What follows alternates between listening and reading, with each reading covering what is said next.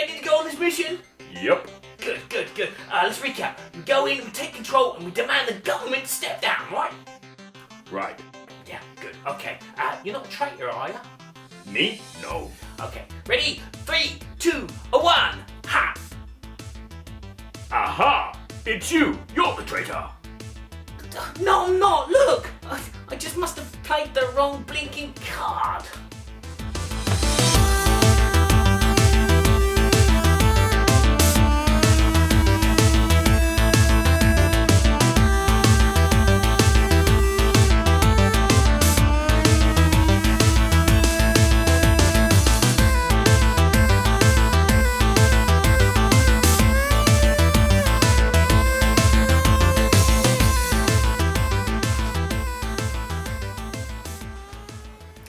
This is the Resistance. It's a deduction game, but not like a deduction game that you're used to, where if you find the rope, the candlestick, and the lead pipe, it must be the spanner. Yeah, but no. This is a social deduction game, where you're having to evaluate all the other players by how they move, what they say, and you also have to be careful about what you're doing, because you are involved and what you say and do will affect the game as well. The story of the Resistance is basically all the players are Resistance members fighting against a corrupt government. But there are a few of the players that are not on your side, and they actually work for the corrupt government, and they're trying to foil your plans. Now, as you can see, there's not a lot of stuff which comes in this box. A few cards, a few tokens, and some player boards. And that's it.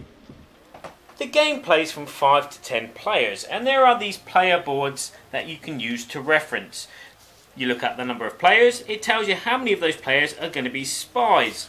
If you flip it over, in a 6-player game, you can see that 2 players are going to be spies, whereas in a 10-player game, 4 players are going to be spies. It also tells you that the 5 missions, how many players are going to be participating in those missions. And as you can see, they have different amounts of numbers. There's also this vote tracker, which you use if things get a bit heated, and it's an easy way for the spies to actually win a point. And then what you do is you'll construct a deck of cards depending on the number of players and how many spies there are. This deck of cards will include the number of spies as indicated by however many players there are, and resistance cards, which are the blue ones. Yes. You then shuffle these cards and distribute them to each player. They keep it secret what kind of player they are. Are they truly a resistance member, or are they truly a spy? You'll choose at random someone to be your captain for the first round. He will then tell a little story for everyone to close their eyes. And this is the moment where only the spies will know who the other spies are. Because the captain will say, okay, everyone close their eyes. Now only the spies open your eyes, look at each other, recognise each other. Now close your eyes. Then everybody open your eyes. So the spies know who the spies are, but the resistance don't know who anybody is. And now the fun begins. Your captain will look at the sheet and see that the first mission requires X amount of people. He will distribute these arms to these people, saying that you're going on this mission, I want you to succeed, okay? So he'll distribute them. And then there'll be a vote. Every player will have an accept and reject token. And then every player will vote. Either to say, yeah, these people should be the people that go on the mission, or these people shouldn't go on the mission. Now, the majority of votes will win. So if the majority are approvals, the mission goes forward. If the majority are rejects, then the mission is cancelled. And what will happen is the chef will have to pass on his badge of honour to the player on the left, and then this little vote tracker at the bottom will advance one space. Now, if people disapprove 5 times, that's when immediately the spies will succeed at a mission. Now, with everyone content about who's going on the mission, the people that are going on the mission will receive 2 cards. One will say fail, and the other one will say success. Okay, This will determine whether the mission is a failure or a success. Yes, each player will secretly give one of these cards in to the boss, who will take this deck of cards, shuffle it so he doesn't know, nobody knows who's given what card, and then reveal them all. If they are all successes, the mission is a success, and that means that the resistance gain a point. But if there is one fail card in there, that means that the mission is a failure and the spies have succeeded in screwing up the plan. Now, in regards to playing these cards, if you are a resistance member, the only card you can play is a success card. Whereas, if you are a spy even, or a spiral, if you're a spy, you can play either card that you wish. You could try and keep your identity secret and safe by playing a success card, or you could just slip that fail in and make sure that you got a good chance of winning. After the mission is ended, either in a success or a fail, all players will give their cards in secretly so nobody still knows who is a spy and who is a real resistance member. Yeah, I had to think of the word and it's right here in my hand. And then you rinse and repeat until either side has scored 3 out of the 5 points. That will then declare who is the winner of the game. Sounds simple, doesn't it? You know, I probably could have explained it in quicker time than all of that. But what do I think of the game? So to sum up, the resistance is futile. No. The resistance is a board game that everybody who plays in large, loud gaming groups should not leave lying on the floor. This is a fantastic game. I love playing this game. I can't wait to play this game again. But my score is not going to reflect that. My score of 8 out of 10 is going to reflect that not everybody is going to enjoy this type of game. It's very confrontational as people are lying and being deceitful, and that might not please you. Again, the components and the artwork are not great, but the thing is, the game is not really in the components and the artwork. The game is in the people who play, and if you're playing with grumpy people who don't like that kind of stuff, you're not going to have a good experience.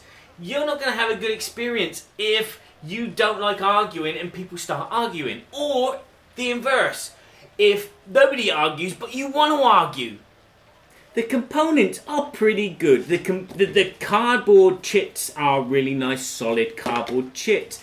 The cards are good quality. The art is okay. Not that it takes any part of the game, because all of this stuff here is secondary to what is actually happening in game. The game is here. The game is exiting here. It's not here at all. This is just to keep track of things. But it does play a part. You have a nice small box with a good insert which holds everything until you take it on holiday with you, and then all of a sudden there's tokens that have seeped out the sides and bits and pieces. But it is not too bad. The rule book, which consists of just a few pages, is very well written. You can read it and understand how the game plays, and again, you can teach it pretty easily because it is quite a simple game. But the theme is very, very thin, which is a shame. But at the same time, you can use that to your advantage. If you're a Battlestar Galactica fan like myself, then you could transform this theme into Battlestar Galactica, where you have the people trying to find New Earth, but there's some Cylons on board. And you have these 5 planets which are on your route, and each planet will give you a clue to where Earth is. And so obviously, if you succeed in finding the three out of the 5 clues, yay, Battlestar Galactica makes it to Earth. If not, the Cylons have won. You could even change that theme to something else, which just occurred to me not too long ago. You could twist the game around and make it so it's 5 days of the week, and you are school kids going to the local sweet shop to steal sweets. But there's a couple of you that saying, I'm going to report if you try and steal sweets. So they're the spies, but they're actually the good guys, and it's actually the kids that are the bad guys. And maybe if there was some kind of form of keeping score of how many sweets you steal by your success card, if you distributed randomly X amount of sweets, and at the end of the game, if the kids get away with X amount of sweets, then they win, but if they don't, because they've gotten reported or got caught, I don't know, there's plenty of possibilities for a good theme in this game. But as it stands, you don't really need any of it. You could just do it all on pieces of paper. You could just do it with a deck of standard deck cards. You know, red cards are bad cards, black cards are good cards. Hey, success, fail. And you'd still have the same kind of intense feeling that comes from playing with other people and bouncing off of the other people. Now, sticking with theme for a little bit, the theme in this is pretty thin, but there is another version of this game called Avalon, which is based on King Arthur mythology. So there are characters which have characters kind of things. Like there's a character that plays Merlin, there's a character that plays Arthur. Now I don't know how this affects the game. I don't know if this makes it any better, but it changes a few little rules. So like Merlin can see who the spies are, but he's not allowed to say who the spies are, but he's got to convince all the good players that. But you might want to check that out because it might be a bit better. But you know, for me, the resistance is the game is the people, and if you've got good people, you've got a good game.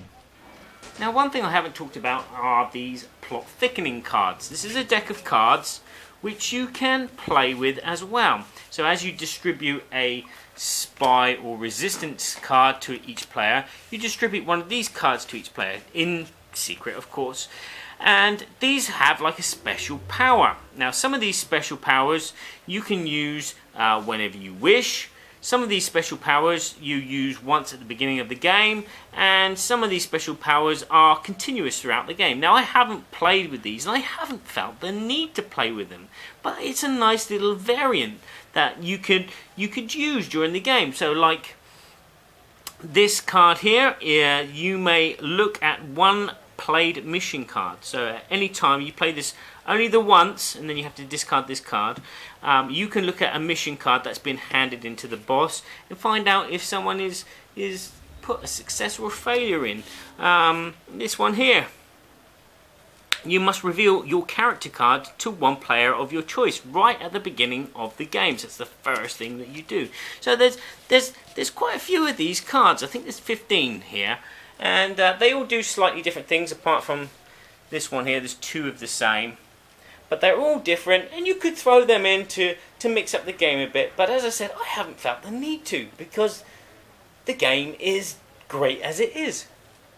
So let's talk about the bad experiences. Now, you can get those occasions when you're playing with people that don't really get the concept of what a red card does and what a blue card does. You can play the game where someone accidentally reveals their identity, like I have done a few times, and mucked up the game. But the thing is, it's the experience that you have. Each person will have a slightly different experience, and if you like quiet, deductive games, this could be for you, depending on your group.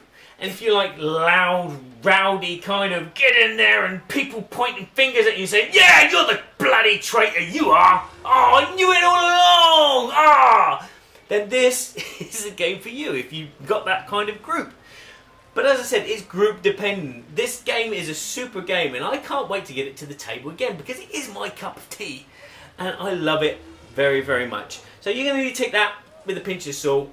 Like all my videos, all my reviews are, you know, I'm pointing out what's good and what's bad, and it's up to you to decide whether it's worthy a game into your collection or if you should pass it by and invest your money somewhere else. So, thank you for watching my video. Thank you. Go and check out my boardgameseverybodyshould.com site. Also, I'd advise you to check out my Patreon, which I've set up, where you can donate a few pennies if you have, to help contribute to making this show, and you may find yourself winning a special prize in doing so. So I will say ciao for now, thanks for watching, and remember that you don't have to buy every single board game out there. You just need to own a few good ones.